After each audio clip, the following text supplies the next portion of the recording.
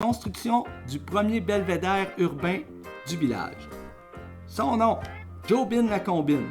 À cette époque, Jobin était pour Sainte-Germaine ni plus ni moins la poule pondeuse à invention pour des projets tout aussi abracadabrants les uns que les autres. D'ailleurs, on ne sait pas si c'est vrai, mais on raconte qu'il avait hérité de son surnom la Combine suite à son invention de la fameuse trappe pour l'arrière-train du légendaire sous-vêtement. Jobin avait la langue bien pendue, comme on dit. Il répétait à qui voulait bien l'entendre que s'il avait autant d'idées et d'inventions en gestation, c'était dû à sa descendance indirecte avec son célèbre ancêtre, le grand Italien Léonard de Vinci.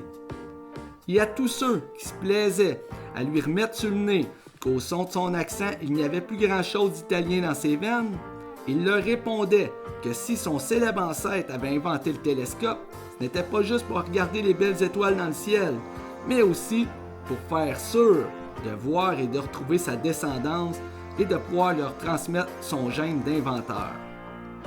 D'ailleurs, il portait pratiquement un culte sans fond avec son Italie, terre de ses lointains ancêtres.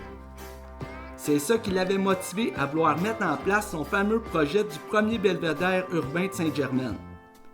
Homme avant-gardiste de son époque, il s'était mis en tête de développer le tourisme au village comme le faisait si bien l'Italie avec sa célèbre tour de Pise. Ici à Sainte-Germaine, grâce à son belvédère, le monde allait pouvoir observer l'inclinaison de notre clocher d'église. Et ça, du meilleur spot, soit grimper sur son belvédère, moyennant une légère contribution.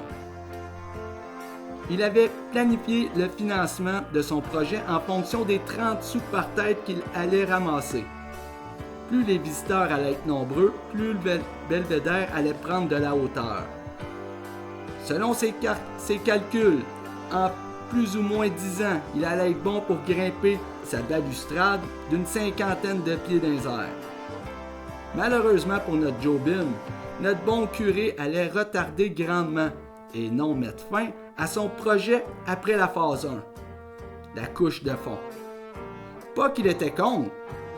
La preuve, au lieu d'interdire le projet, notre bon curé allait mettre un moratoire jusqu'au 100e de la paroisse sur le projet de belvédère urbain, pour cause de ne pas mettre en valeur un truc croche d'une jeune paroisse.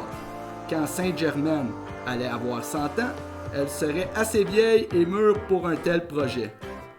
La question qu'on se pose maintenant au village, est-ce que Sainte-Germaine va relancer la construction du belvédère urbain en 2033?